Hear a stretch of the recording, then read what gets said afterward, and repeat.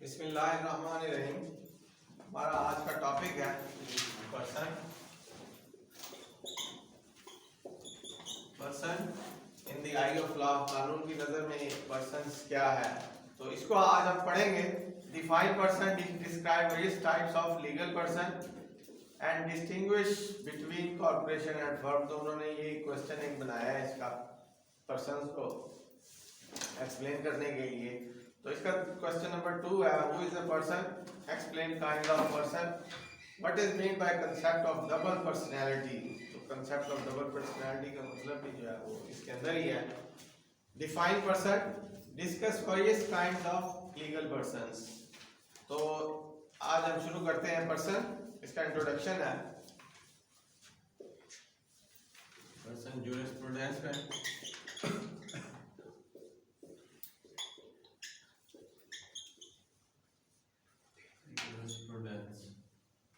तो इसका इंट्रोडक्शन है,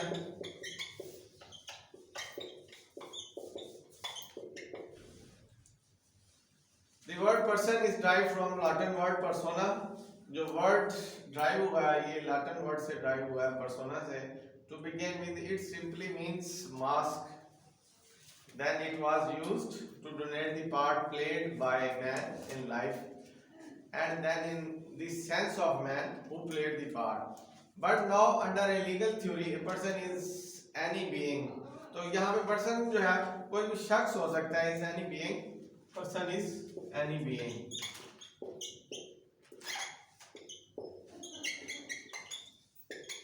तो कोई भी शख्स हो सकता है जिसको a person is any being who is capable of sustaining rights and duties, capable of sustaining rights and duties। तो ये है पर्सन जिसको ये सलाहियत दी गई है कोई राइट्स रखने की, sustaining rights and duties, जिसको मंसूब कर दिए, मुंसलिक कर दिए गए हैं राइट्स एंड ड्यूटीज, जिसको कुछ काम के लिए, जिसको काम कुछ जो है वो दे दिए गए हैं, कुछ ड्यूटीज जो है उसके जिम्मे लगा दी गई हैं, वो शख्स है। पर्सन जो है वो शख्स है जिसके जिम्मे तो काम और ड्यूटीज लगाए गए हैं।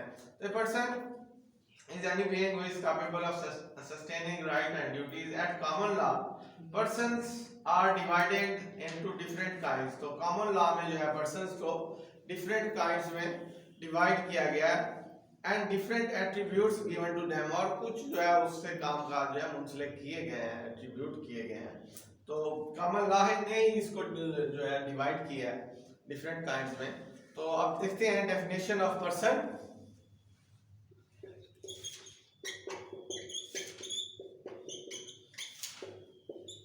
Definition of person। तो a person is any being, कोई भी शख्स है एक पर्सन। अकॉर्डिंग टू सॉलमंड है जो पहली डेफिनेशन है, whom the law regard as capable of right and duties, जिसको कानून जो है कुछ राइट्स और ड्यूटीज जो है देने की काबिलियत समझता है कि इसके जो है कुछ राइट्स और ड्यूटीज जो है वो दी जाए, तो वो जो है शख्स जो है वो पर्सन कहलाता है। Any being that is so capable is a person. तो जो भी शख्स जो है इस काबिल है उसको शख्स कहा गया, वेदर अ ह्यूमन बीइंग और not. And not finding that is not so capable is a person even though he is a man. तो इसको आप मजीद जो है हम एक्सप्लेनेशन में जाएंगे तो इसकी डेफिनेशन जो है ना प्रॉपर्ली आपके माइंड में बैठ जाएगी। तो अकॉर्डिंग टू ग्रे जो है जुरिस्ट है, उसने भी एक पर्सन की जो है वो बताई है।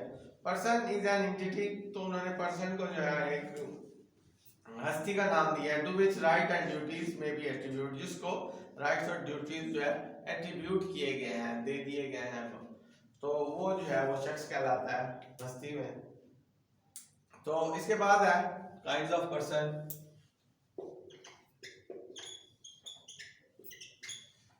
काइंड्स ऑफ पर्सन, तो उसमें पहले है following are the kinds of person as recognised by law. Law ने जो है काइंड्स को जो है रिकॉग्नाइज किया है। पहला है नेचुरल लॉ, नेचुरल पर्सन, और दूसरा है legal person. Natural person natural person और लीगल पर्सन।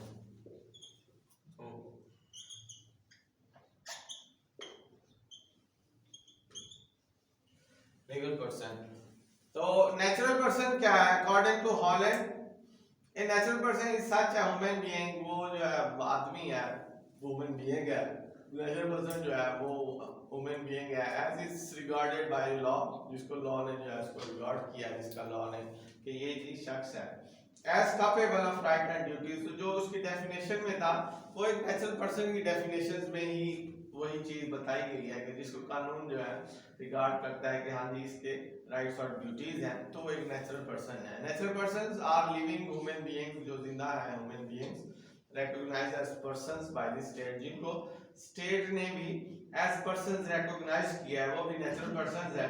तो रिक्विजिट्स ऑफ ह्यूमन बीइंग्स वो क्या है, क्या रिक्वायरमेंट्स हैं ह्यूमन बीइंग्स की, तो इसी नेचुरल पर्सन के अंदर उन्होंने रिक्वायरमेंट्स भी बताई हैं कि ये जो आदमी है ये ह्यूमन बीइंग्स हो सकते हैं।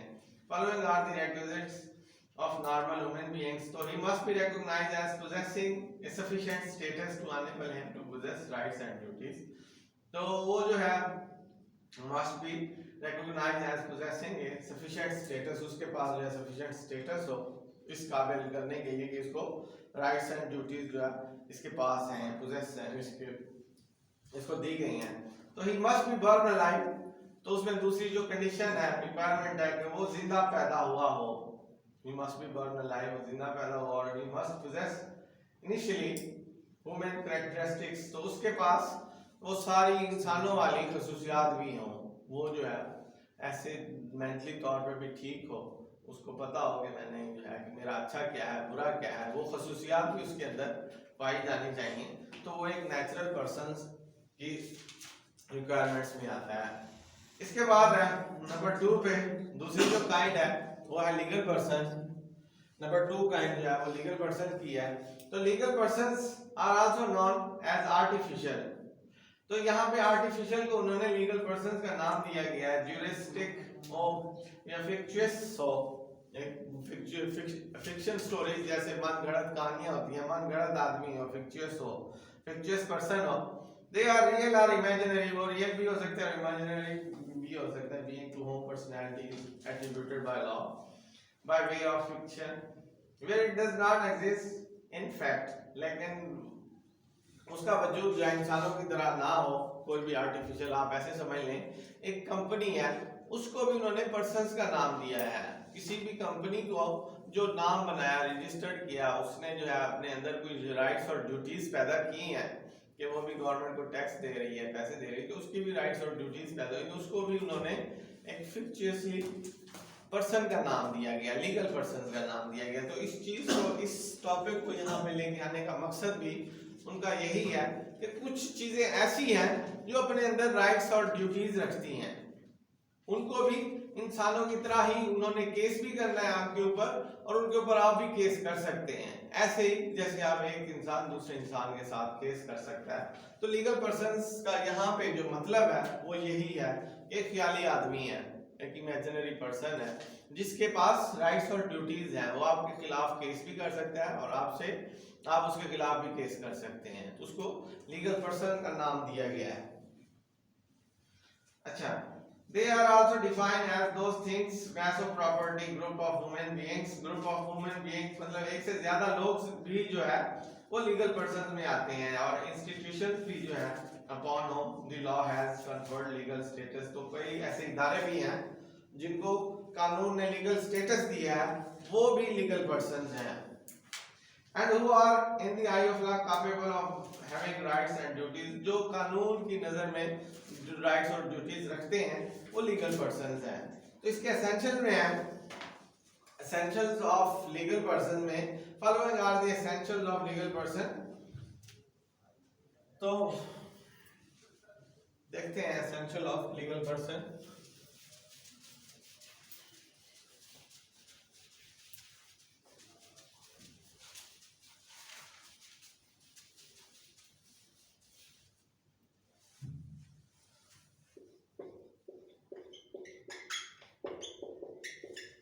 Essentials of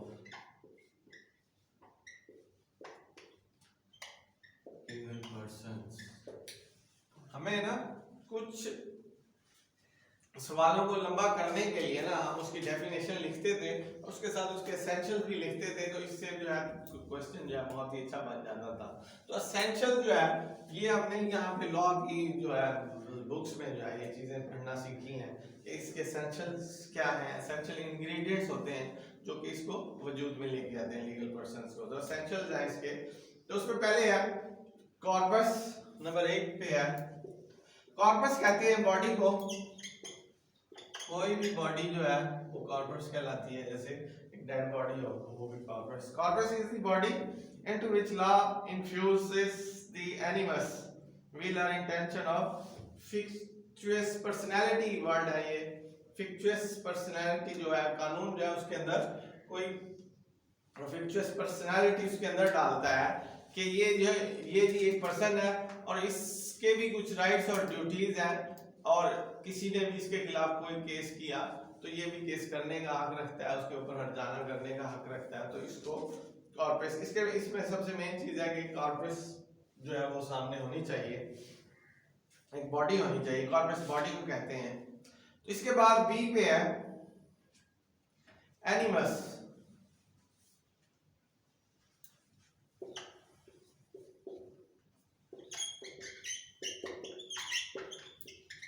एनिमस, तो एनिमस विच इज द पर्सनैलिटी और विल ऑफ द पर्सन। तो एनिमस को पर्सनैलिटी कहा गया है या विल ऑफ द पर्सन्स कहा गया है, पर्सन्स की विल जो है वो भी एक इसके एसेंशियल भी आता है लीगल पर्सन्स के, कि वो एक पर्सनैलिटी होनी चाहिए और उस शख्स की मर्जी भी हो, विल ऑफ पर्सन भी हो। तो इसके बाद जो प्रॉपर, अच्छा इसमें ए था एसेंशियल ऑफ लीगल पर्सन्स और बी में है डबल फिक्शन। कि डबल फिक्शन क्या है?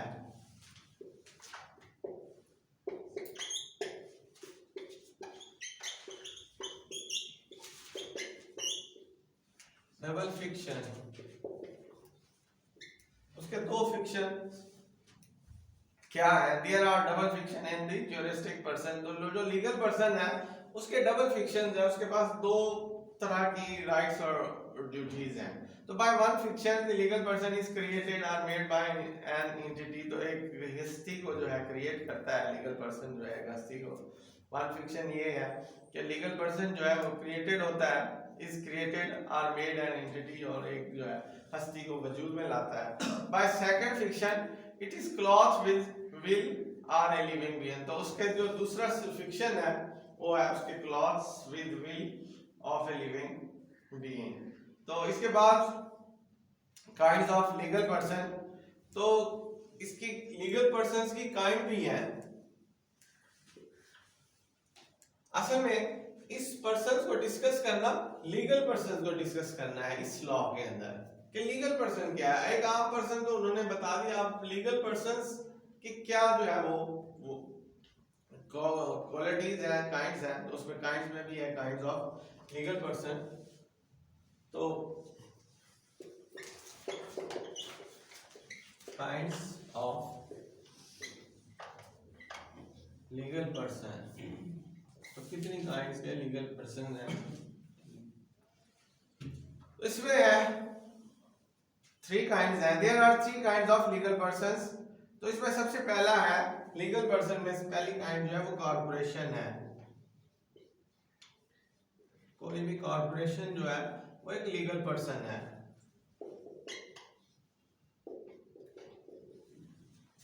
दूसरी काइंड जो है इंस्टीट्यूशन है, और तीसरी फंड और स्टेट है। स्टेट भी जो है एक लीगल पर्सन है, फंड भी जो है एक लीगल पर्सन में ही शामिल किया गया उसको।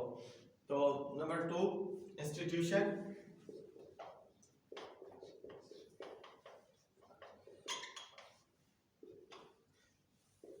नंबर 3 पे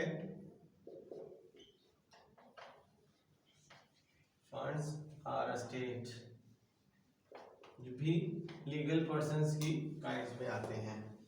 स्टेट, तो पहला है कॉर्पोरेशन। कॉर्पोरेशन जो है आपको सब लोग जानते हैं, कॉर्पोरेशन जो है वो एक रजिस्टर्ड कंपनी का नाम होता है जो गवर्नमेंट को टैक्स भी दे रही होती है और अपनी राइट्स एंड ड्यूटीज जो है उसने गवर्नमेंट के कानून में रजिस्टर्ड करवाई हुई होती हैं, अपनी राइट्स और ड्यूटीज जो है गवर्नमेंट में रजिस्टर्ड करवाते हैं, उसको कॉर्पोरेशन कहते हैं। तो उन्होंने कॉर्पोरेशन को जो है वो लीगल पर्सन्स का दर्जा दिया हुआ है हमारे कानून ने और हमारी फिलॉसफी ऑफ लॉ ने भी, आई ऑफ लॉ में भी जो है लीगल पर्सन जो है वो कॉर्पोरेशन जो है एक लीगल पर्सन है। तो corporation is an artificial and fictitious person, the individual forming the corpus of the corporation. जो कुछ लोग हैं वो मिलते हैं, मिलके जो है एक कॉर्पोरेशन की बॉडी तैयार करते हैं और वो लोग जो है उनको इंडिविजुअल्स का मेंबर्स कहा जाता है। कुछ लोग मिलते हैं आपस में और बैठ के किसी भी कंपनी को या कॉर्पोरेशन को बनाते हैं, तो वो जो है कॉर्पोरेशन बनती है।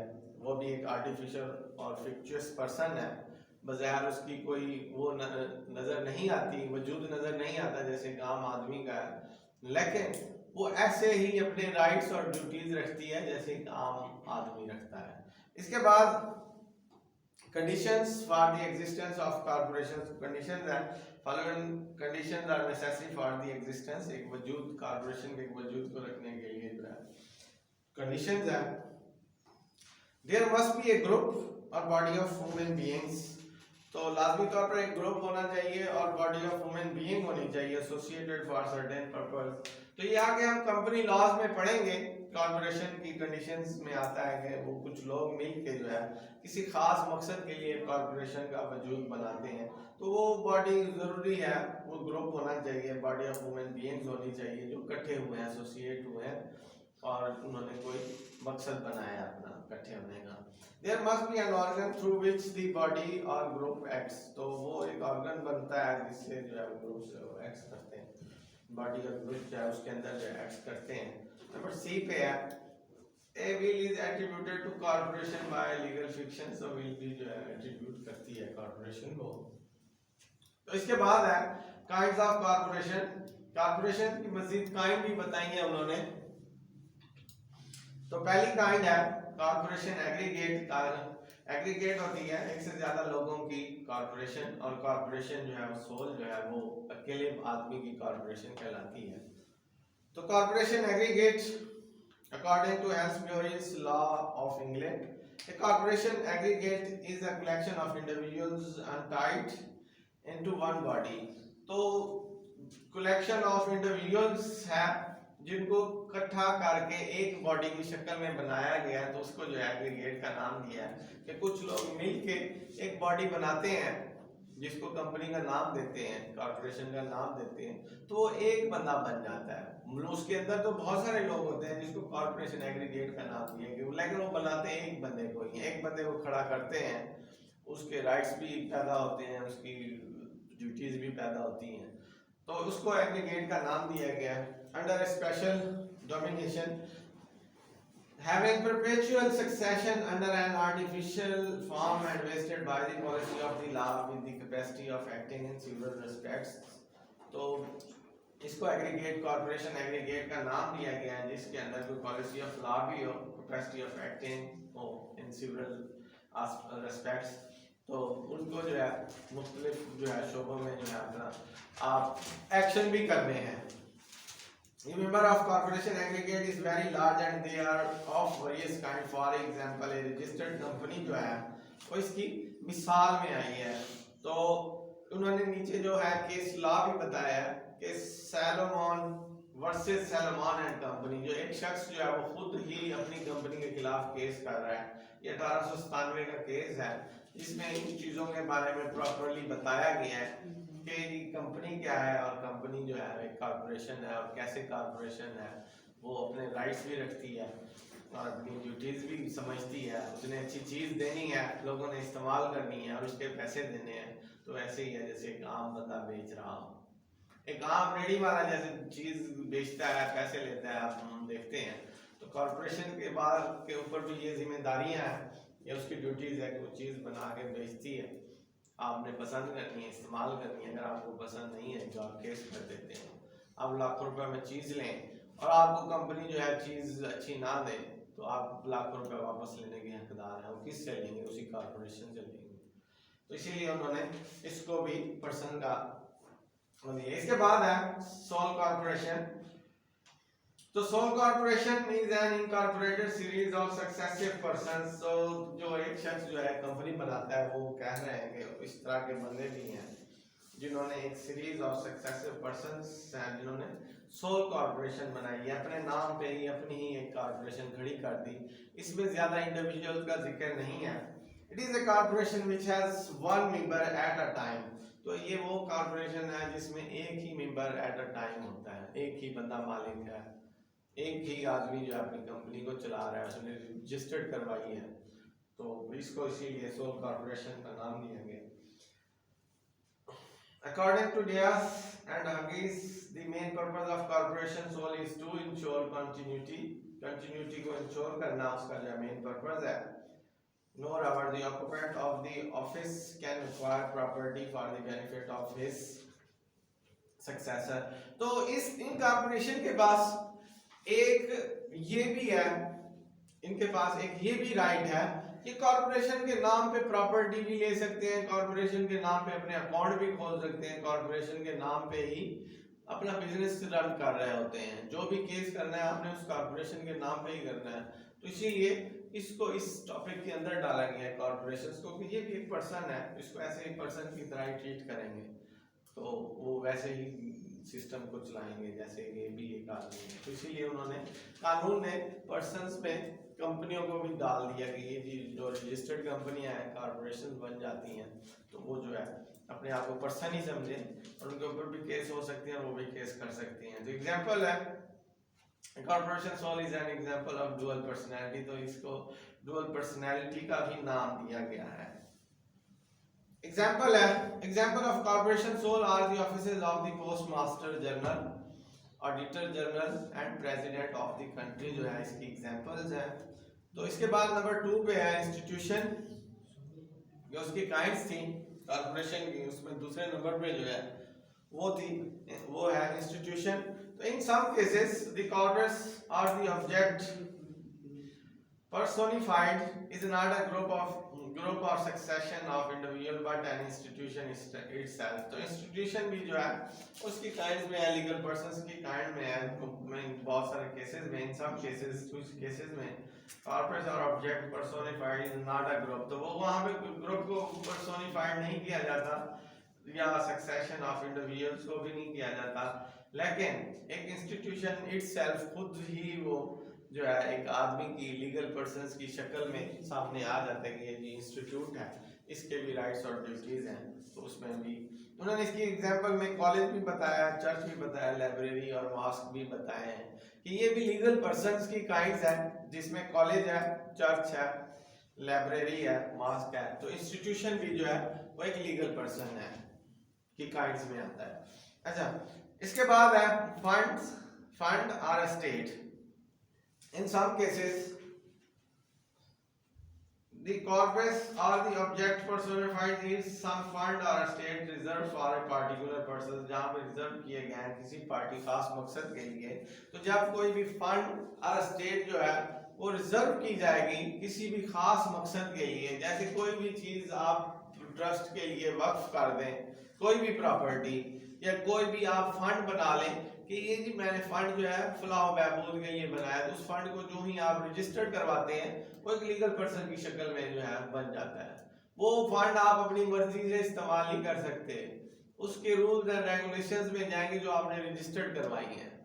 तो इसीलिए उन्होंने फंड को भी लीगल जो है पर्सन का नाम दिया है, और स्टेट को भी जो आपने प्रॉपर्टी वक्फ कर दी किसी भी काम के लिए वो आप अपने जाती इस्तेमाल में नहीं ला सकते, उन रूल्स एंड रेगुलेशंस को फॉलो करेंगे जो आपने रजिस्टर्ड वो प्रॉपर्टी जो है उस टाइम किसी के नाम करवाने पे किसी के जिम्मे लगाने पे आपने रूल्स एंड रेगुलेशंस के तौर पे जो है उसमें रजिस्टर्ड करवाया था, तो उसी तरह की वो प्रॉपर्टी काम आएगी।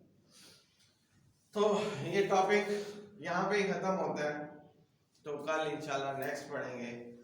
तो इसमें लास्ट पॉइंट है डबल पर्सनैलिटी वाला, वो देखते हैं, लेकिन मेरे ख्याल में ये इतना इसका जो है पर्सन्स की जो है इसमें सफिशिएंट है जो हमने पढ़ लिया। लेकिन double personality law recognise many different capacities in which a man may act. If a single human being has one capacity, legal relations with himself in another capacity, arises a case of dual personality. The natural person may owe a duty to the legal person or he may have right against him. तो इसमें जो double personality बताई है वो ये बताइए कि एक तो आप खुद काम करते हैं, कमाते हैं, खाते हैं, तो ये एक आपकी अलग पर्सनैलिटी है। आप बतौर कोई भी ड्यूटी जो है, किसी ड्यूटी आपको असाइन कर दी गई है, आप किसी इदारे के जो है सरबराह लग गए हैं, तो आपकी डबल पर्सनैलिटी होगी। आप वो जो काम करेंगे वो इस इंस्टीट्यूट की आपकी ऊपर जिम्मेदारी होगी।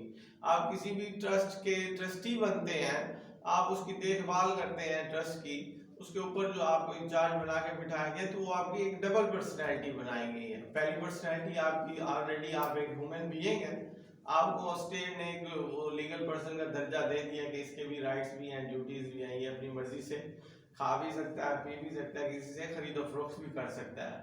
तो बीइंग आप ट्रस्टी या बीइंग आप किसी भी इदारे के जो है वो चेयरमैन बन जाते हैं, कुछ बन जाते हैं, तो वो आप उस हैसियत से भी कोई चीज ले भी सकते हैं और फरोख्त भी कर सकते हैं, क्योंकि आपको उन्होंने एक ट्रस्टी बना के दे दिया जी, ठीक है आप जो है बैठे। तो इसकी मिसाल में उन्होंने ट्रस्टी एज एन इंडिविजुअल जो है वो डबल पर्सनैलिटी है, मैं वो मनी टू और inter into a contract with himself, वो अपने आप के साथ ही कॉन्ट्रैक्ट में शामिल हो सकता है कि मैं बतौर ये काम करने के लिए अपने ही पास जो है इतनी जो है अमाउंट जो है रखूंगा, 30,000 40,000 जो मैं अपनी फैमिली के ऊपर खर्च करूंगा, तो अपने साथ ही कॉन्ट्रैक्ट जो बंदा कर सकता हो किसी भी उसमें लेवल पे आके, तो वो डबल पर्सनैलिटी बन जाता है। तो ये इसका जो लास्ट ऑफ पॉइंट था डबल पर्सनैलिटी वाला, तो हमारा आज का जो टॉपिक है वो यहाँ पे यहीं पे खत्म होता है। तो कल